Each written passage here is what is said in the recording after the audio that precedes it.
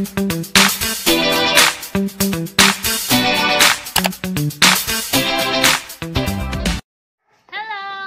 to our channel.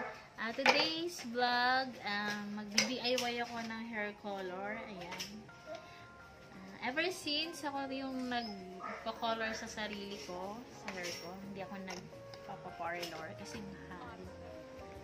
Tingin ko naman kaya ko eh. Kaya dati kulay ano to, parang red. Ewan ko ba't naging ganito. Burgundy. Ngayon, brown. So, ayan. Ngayon, ang color ko naman ay silver light gray. So, DIY lang tayo.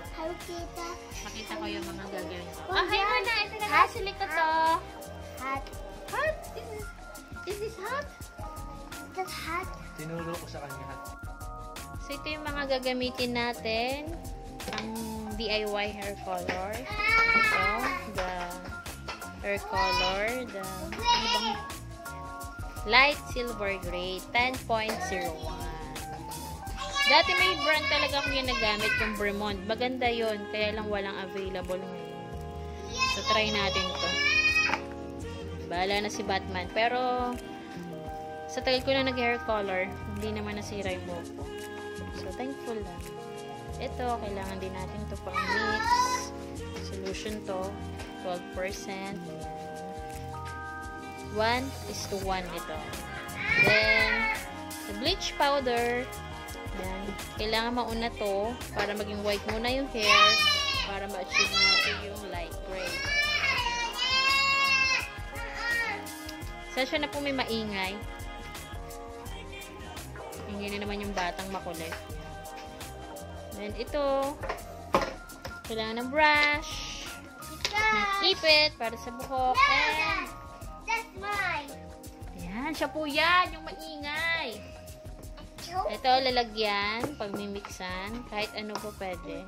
Yung hindi na ginagamit. And gloves. Ano yung gloves? Ayan, assistant ko. My little brother. Dati ako lang talaga, sarili ko. Pero ngayon, papapahid ko sa kanya. So, simulan na natin.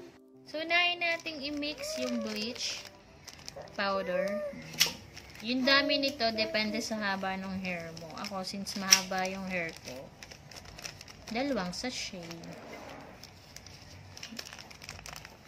2 sachet. Wow, you're good. That was a good shit. Two. I think you're good. May nagtotok po, no? Yung anak ko. Wait. Then, itong solution na to.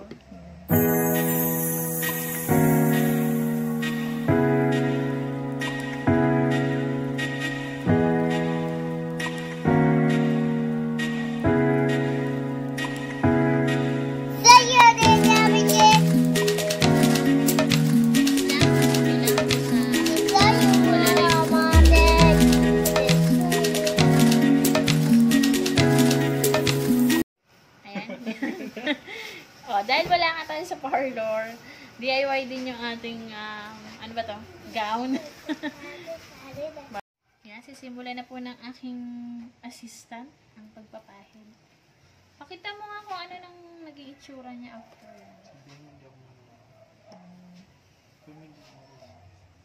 Hindi daw siya marunong. Sabihin ko daw, hindi siya marunong. Yan. Ituturo ko na lang sa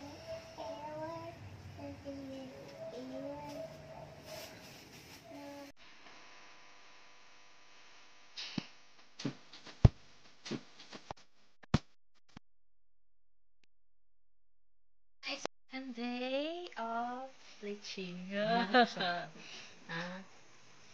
luck to me.